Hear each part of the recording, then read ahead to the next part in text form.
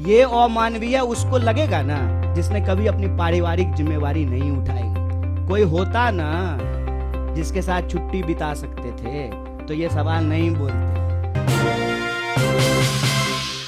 छुट्टी को लेकर के एक मैसेज घूम रहा है कि भारत जोड़ने वाले मिस्त्री, यही शब्द है। मुझे कोई शर्म नहीं है बोलने में।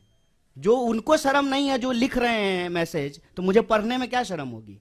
भारत जोड़ने वाले मिस्त्री जो हैं वो 24 तारीख से लेकर के 2 तारीख तक छुट्टी पे रहेंगे, क्योंकि उनको छुट्टी मनाने के लिए विदेश जाना है। यही व्हाट्सएप पे मैसेज आया होगा, हमको भी आता है।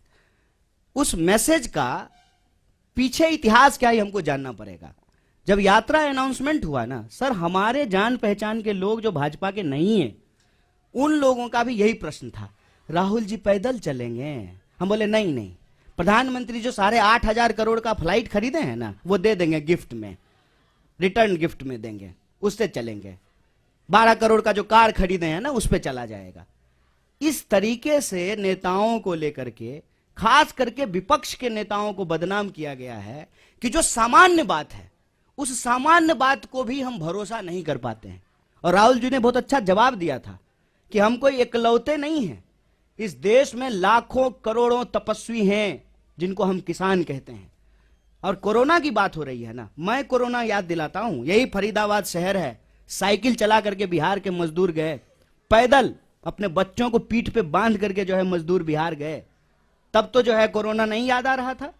आज जब हम पैदल चले हैं कन्याकुमारी से, 100 दिन से ज्यादा चलते हुए हो गया है 3000 किलोमीटर, तब समझ में आ रहा है कि पैदल चलने का दर्द क्या होता है।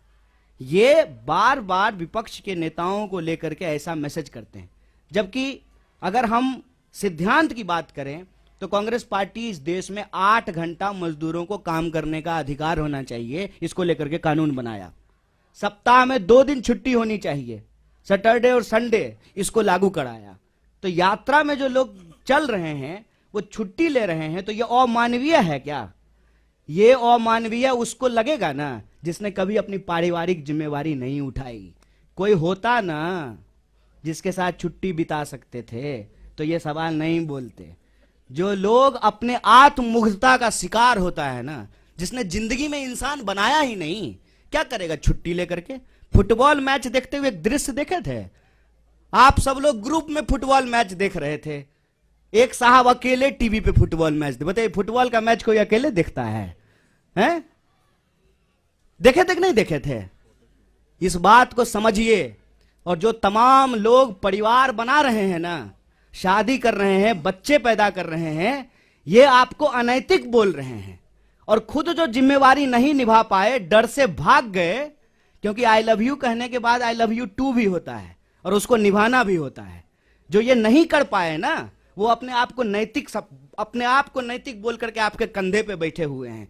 आंख खोलिए साहब, परिवार चलाना एक जिम्मेवारी है, छुट्टी मिलना एक मानवीय अधिकार है, अपने रिश्तों को निभाना सामाजिक दायित्व है।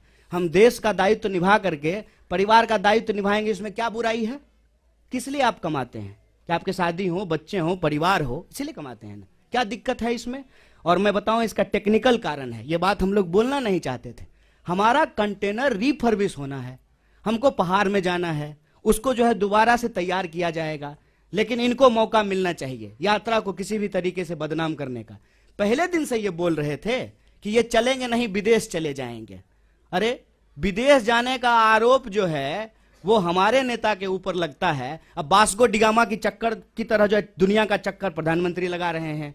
हमको लगता है कि जब प्रधानमंत्री स्वयं इतना विदेश घूम रहे हैं तो विदेश मंत्रालय की जरूरत क्या है। विदेश मंत्रालय तो होना ही नहीं चाहिए।